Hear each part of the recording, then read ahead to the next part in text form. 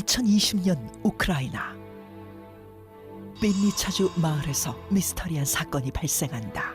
2020년이면 얼마 전인데? 사망한 노인의 관을 매장하기 위해 작업자들이 땅을 파고 있었는데, 그런데 이때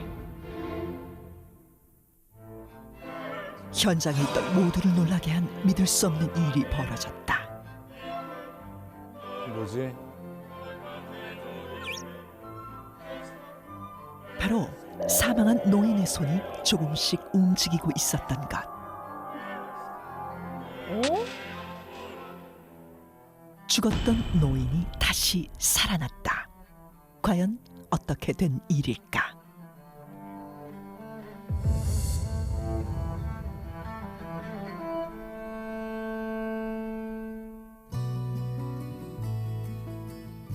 (2020년 2월 17일) 우크라이나의 작은 마을에서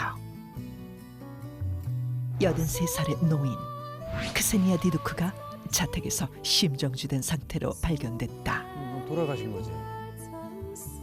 노인을 발견한 가족들은 즉시 구조 요청을 보냈고,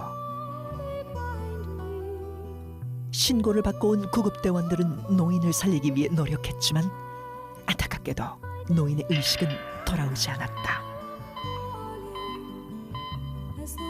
결국 맥박은 정지했다. 가족들이 지켜보는 가운데 노인은 사망 선고를 받았고, 가족들은 슬픔 속에서 장례를 준비했다.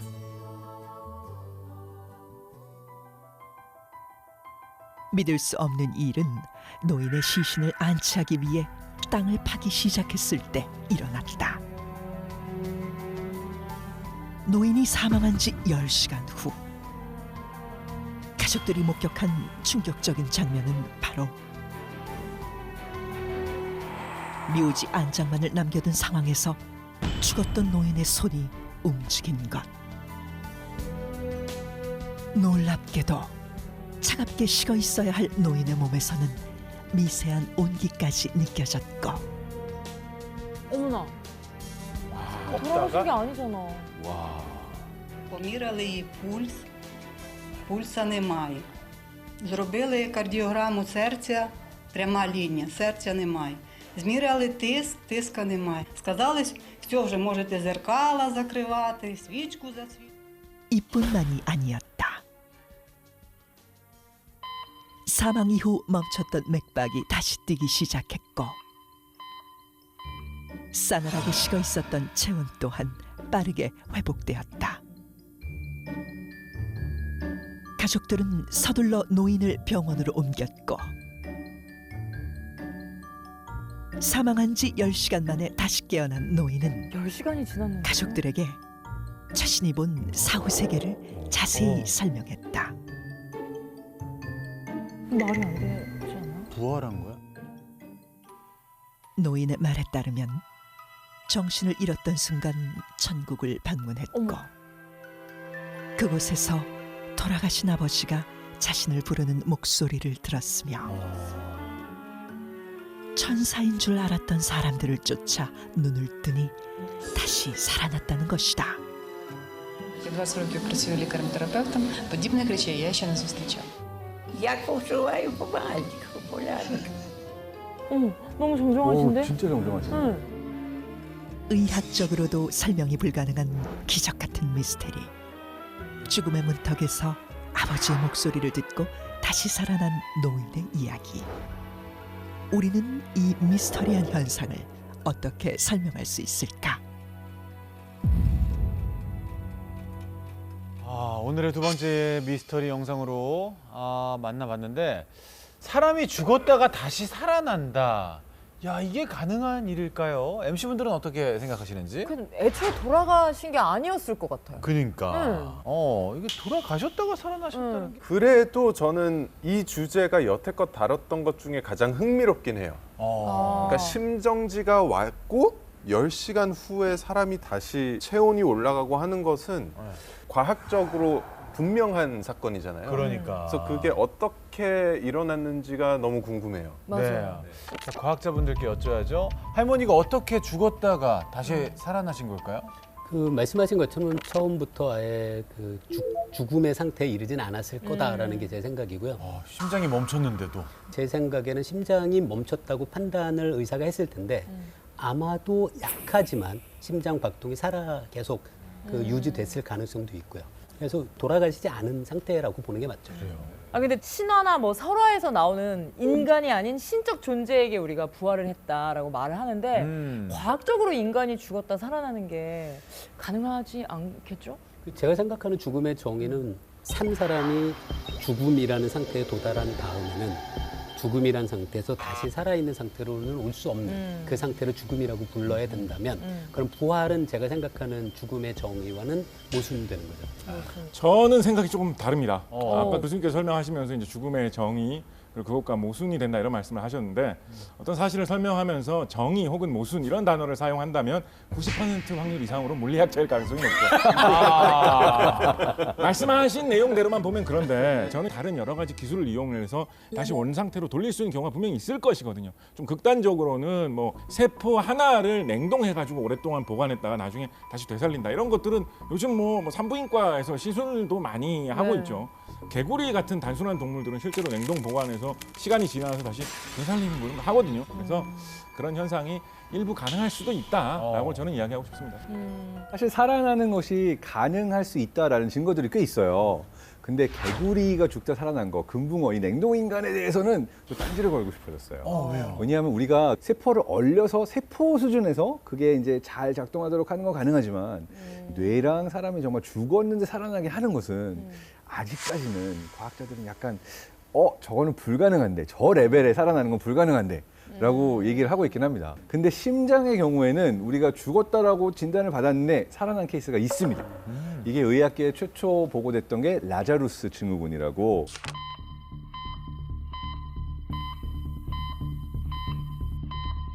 (1982년도에) 처음 보도가 됐고 2017년도까지 38건의 사례가 의학적으로는 있었다 말할 수 있습니다. 와.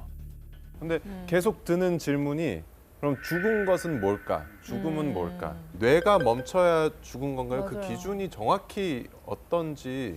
여기서 좀 조심스럽게 말해야 되는 것 자체가 우리가 살아있다 죽어있다의 정의 자체가 정말 과학적으로 보면 생각보다 어려워요. 법의학적으로 어디까지가 살아있다 죽어있다라고 정의를 내린 거를 우리가 현재 삶과 죽음의 기준으로 보고 있는 거지 이게 정말 살아있다 죽어있다를 저도 이게 신기했던 건데 정말 완벽한 정의는 없는 상태예요. 맞아. 네, 그리고 더 충격적인 거는 장 스페르망이라는 분이 통계를 제시를 했어요. 그러니까 지난 2000년 동안 유럽에서만 400만 명의 사람들이 산채로 땅에 묻혔을 거다. 산채로 땅에 묻혔을 거다. 라고 하는 이야기를 하는 거예요. 오, 근데 400만 명이요? 400만 명이 생매장을 당했다. 아니 이렇게 볼 숫자도 수가 있는 거예요. 너무 많고. 비현실적이다. 어떻게 추정했는지는 지금 판단할 수는 없지만 꽤 많다는 거는 그러니까요. 그 대표적인 얘기가 왜 나왔냐면요. 우리 영화 보면 제일 자주 나오는 장면 있죠. 이 기계를 가져서 전기 쇼크를 쫙 줘가지고서는 맞아. 사람이 이렇게 막 이렇게 반응을 보이고 네. 갑자기 심장이 다시 뛰기 시작하잖아요. 네. 이 CPR 기술이 1960년대에 생겨났어요. 그러니까 사실은 현대 기술로는 충분히 살았어요, 사람들이. 그 당시에는 심폐소생 기술 이 CPR이 없던 상태에서 죽은 것으로 인정이 돼가지고 묻혔을 거다라고 하는 통계입니다. 무섭다. 근데 이렇게 관 속에서 살아난 일들이 너무 흔하다 보니까 당시에는 죽음에 대한 공포보다는 죽었는데 살아나는 것에 대한 그런 공포도 더 컸을 것 같아요. 그렇습니다. 19세기에 이런 풍조가 유럽과 미국에서 좀 많이 유행을 했었죠. 뭐 유명한 작곡가 쇼팽 자신이 산채로 묻히는 것이 너무 큰 공포다 이런 글을 남기기도 했다고 하고요. 정말로 유명한 사례로는 미국을 대표하는 문학가 에드가 앨런 포 같은 경우에 이 주제에 되게 집착했어요. 에드가 앨런 포의 대표작 중에 하나가 때이른 매장, The Premature Burial이라는 단편 소설을 썼어요. 그 글을 읽고 또 그 공포가 더 확산되기도 했었는데 그렇다 보니까 한창 때 이런 공포가 심할 때는 역으로 자신이 만약에 사망을 했다라고 판정이 되면 최소한 산채로 묻히는 일은 없게 아예 뭐 이렇게 심장을 뭐 제거를 해달라라고 한다던가 뭐 목과 몸을 분리를 해달라 묻기 전에 처리를 해달라라고 유언을 남기는 그런 사례도 있을 정도였다고 합니다. 그 19세기에는 말씀하신 것처럼 이런 죽었다 살아나는 그런 사례들이 관찰되면서 사람들이 생매장에 대한 공포감이 굉장히 확산됐대요. 그래서 심지어는 19세기에 관해 구조에 대한 특허 어머. 같은 것들이 많이 나왔다고 합니다. 어떤 구조가 나왔어요? 뭐 한번 멘트를 보시죠. 깔아달라 이런 건가요? 아, 이게 관이에요? 예, 어떤 거 같으세요? 되게 뚫고 나올 수 복잡하게 생겼는데요? 열고 나올 수 있어. 네. 아 그러네 문이 있네. 이게 당기면은 이 관 안에는 여러 가지 구조가 함께 있어요. 이 사람이 일어나서 위로 올라가기 위한 사다리 같은 그런 구조도 있었다고 알려져 있고요. 바깥에 있는 분들에게 내가 살아있다라는 정보를 알려야 되니까 칠 수 있는 종 어머. 그런 것도 있었다고 어머, 해요. 웬일이야. 관이 꽤 비쌌겠네요. 비쌌겠어요. 와 근데 오죽했으면 저런 특허가 나왔을까. 그러니까 사람들이 얼마나 이걸 두려워했는지 알 수 있는 그러니까요. 거죠. 종은 좀 무서운 게 제 생각에 갑자기 공동묘지에서 종소리가 들리면 사람들이 가가지고 꺼내주기보다는 도망갈 것 같아요. 근데 마침 그때 누가 위자보드를 하고 있었더라고요. 아 진짜 19세기 얼마나 사람들이 이런 식으로 죽었다 살아났으면 그죠? 이런 강까지 나왔겠습니까? 그런데 앞서 저희가 봤던 영상은요. 네. 2020년도의 일이었습니다.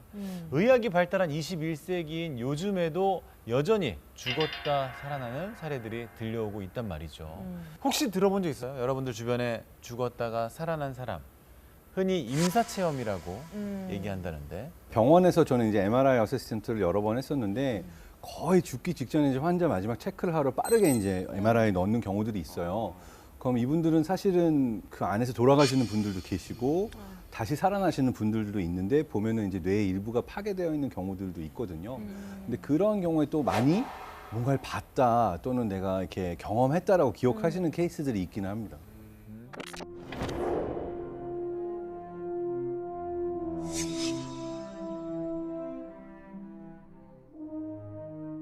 근데 진짜 임사 체험이 가능한 겁니까?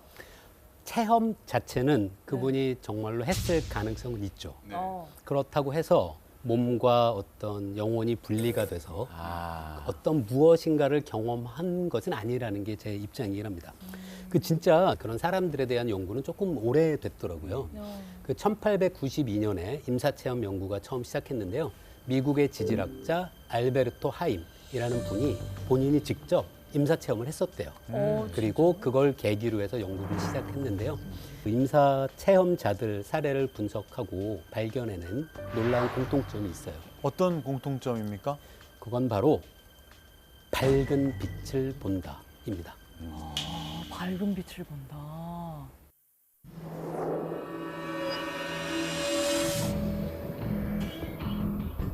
그 미국 신경외과 전문의이자 임사체험 연구가인 제프리 롱 박사가 임사체험자를 대상으로 조사한 설문조사 결과가 있습니다. 그 결과에 따르면 무려 64.6%의 임사체험을 경험하신 분들이 밝은 빛을 보았다고 응답한다고 해요. 그리고 우리가 아는 유명인들 중에도 그런 경험을 한 사례가 있는데요. 영화 원초적 본능으로 유명한 미국 여배우 샤론 스톤. sharon 스톤. 어우, 샤론 스톤도요?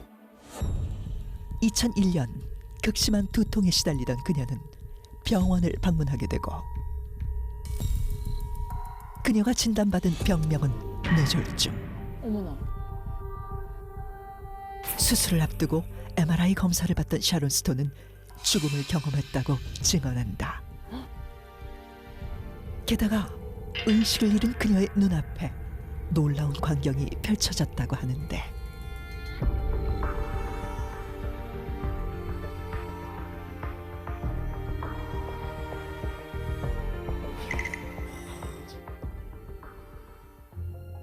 그리고 생사의 기로에서 밝은 빛을 봤다는 또 한 명의 여배우가 있다. 고혹적인 외모로 세기 연인이라 불린 엘리자베스 테일러. 1962년 그녀는 척추 수술을 받던 도중 호흡이 정지해 5분간 사망 상태에 놓이게 된다. 그리고 그 순간 그녀는 믿을 수 없는 경험을 하게 되는데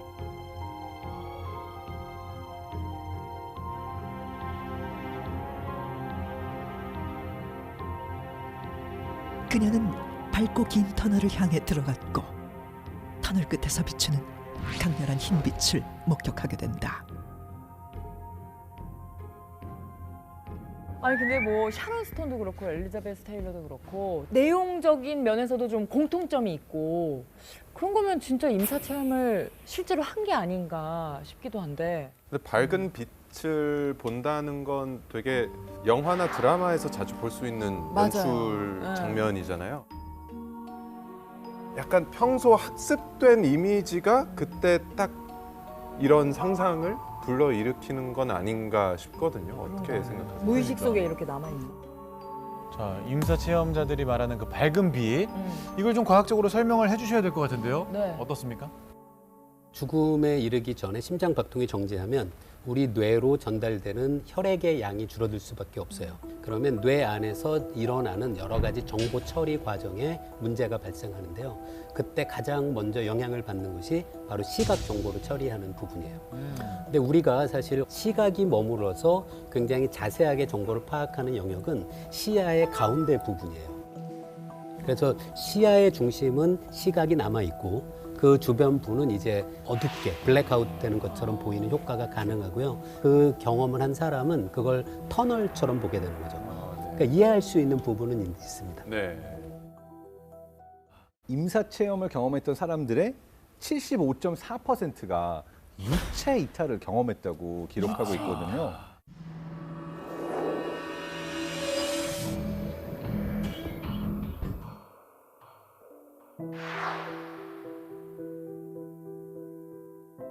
우리나라네요.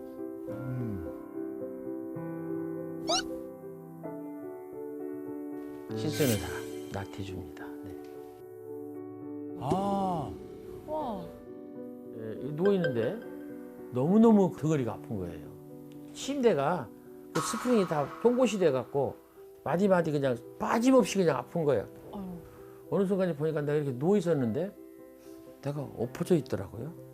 이쪽에 있는 나는 육신의 나고 앞으로 엎어진 나는 이게 이제 분리된 거예요. 그리고 어디서 무슨 소리가 들려요. 의식을 해봤어요. 했더니 아버지였어요. 어머나. 아, 제가 왜 저렇게 애타게 부를까? 그래서 아무래도 내가 돌아가야 되겠다. 와보니까 나를 부르고 있던 사람은 아들이었고 사흘 동안 불렀대잖아요. 밤낮을. 그런데 마지막 끝자락에서 내가 조금 들은 거예요. 장 박사님, 이게 가능한 일입니까? 유체 네. 이탈? 그러니까 유체 이탈 자체는요, 네. 불가능하다고 봅니다. 그러니까 이거는 뇌가 만들어낸 환각이에요. 많은 사람들이 믿는데 그 사람들이 공통적으로 가지고 있는 믿음이 영혼이 있고 육체가 있다라는 믿음이 있어요. 근데 이런 분들은 이 유체 이탈이 내가 일어났다. 내가 내 몸 위에 떠가지고 나를 봤다. 정말 분리돼서 딴 곳에 갔다 왔다. 이런 이야기들 하거든요. 근데 실제로 스위스의 한 연구진들이 유체 이탈을 경험했던 사람들의 뇌에서의 어떤 공통점이 있는가를 봤더니 특정 부위에 이분들의 리전, 그러니까 일종의 마비가 일어난 거예요. 이 경험을 할 때 이 경험이 여기에 장애가 일어났다고 바로 일어나는 게 아니라 내가 미리 가지고 있던 믿음과 비슷한 것들을 환각으로 경험하게 되는 거죠.